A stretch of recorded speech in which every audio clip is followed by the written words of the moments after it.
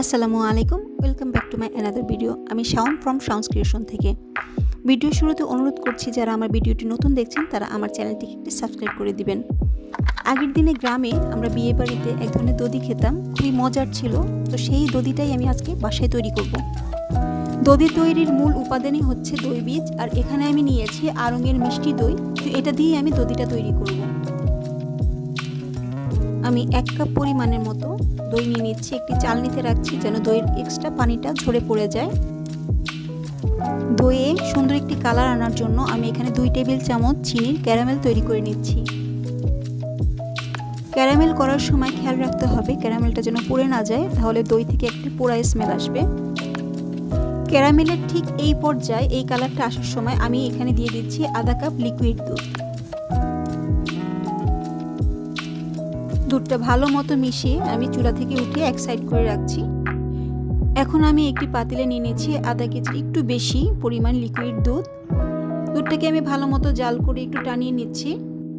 5 minute জাল করার পর আমি যে ক্যারামেল মিশানো যে দুধটা রেখে দিয়েছিলাম সেটা আমি মিক্স করে দিচ্ছি। এটাকে আমি কিছুক্ষণ জাল করে ব্যাস উঠিয়ে নিব। এবার যে মিষ্টি দইটি আমি রেখেছিলাম চালনিতে, দেখতেই পাচ্ছেন নিচে কতটুকু পানি জমিয়েছে। এই দইটিকে আমি ভালো মতো ফেটে নিচ্ছি। 2 মিনিট নাড়াচাড়া করার পর এরকম একটা ক্রিমি টেক্সচার চলে আসবে। তো এবার আমরা যে জাল করে রাখা দুধটা রেখেছিলাম সেটাকে আমি নিয়ে নিব। এই দুধটাকে আমরা পুরো ঠান্ডাও করা যাবে না, পুরো গরমও করা যাবে না। ঠিক 3 থেকে 4 সেকেন্ড আঙ্গুল চুবিয়ে রাখা যাবে, এমন গরম রাখতে হবে।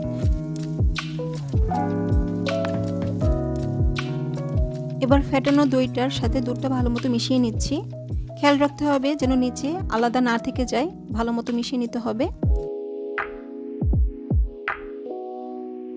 এবার একটি মাটির পাত্রে আমি দুধটা ঢেলে দিচ্ছি। ঠিক এভাবে উপর থেকে ঢালবো যেন আপনার ফেনাটা ক্রিয়েট হয়। দেখতেই পাচ্ছেন উপরে কত সুন্দর ফেনা পড়েছে।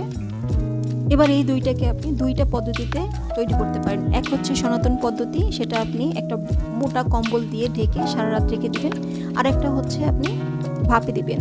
ভাপে দেওয়ার জন্য আমি একটি প্যানে একটি টাওয়াল নিয়ে নিয়েছি। টাওয়ালের মধ্যে এটা ভালো মতো মুখ আটকে দিচ্ছি, দিয়ে টাওয়াল দিয়ে মুড়িয়ে আমি এটা ভাপে দিব 2 থেকে 3 ঘন্টা। তো ভাপে দেওয়ার জন্য আমি চুলায় বসিয়ে দিয়েছি আর ঢাকনা দিয়ে ঢেকে রেখেছি। দেখুন আমি চুলার জালটা দেখিয়ে দিচ্ছি। ঠিক এরকম মিডিয়াম আঁচে রাখতে হবে, বেশি দেওয়া যাবে না, তাহলে কিন্তু আপনার টাওয়ালটা পুড়ে যাবে। তো এভাবে আমি 2 থেকে 3 ঘন্টা আমি চুলায় রেখে দিব। আমার দইটা 3 ঘন্টা যাবত আমি এটা ভাপে রেখেছিলাম।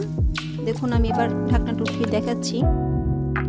দেখুন অনেকটাই কিন্তু জমে গেছে। আমি আরও 5-10 মিনিট রেখেছিলাম। তো হয়ে গেছে আমার মিষ্টি দই তৈরি। দইটা কতটা পারফেক্ট হয়েছে আমি চামচ দিয়ে উঠিয়ে দেখাচ্ছি। এই দইটি কিন্তু অনেক সফট এবং ক্রিমি। তো এই ছিল আমার আজকের ভিডিও। আমার ভিডিওটি দেখার জন্য ধন্যবাদ। তো ভালো থাকবেন সবাই, সুস্থ থাকবেন। আল্লাহ হাফেজ।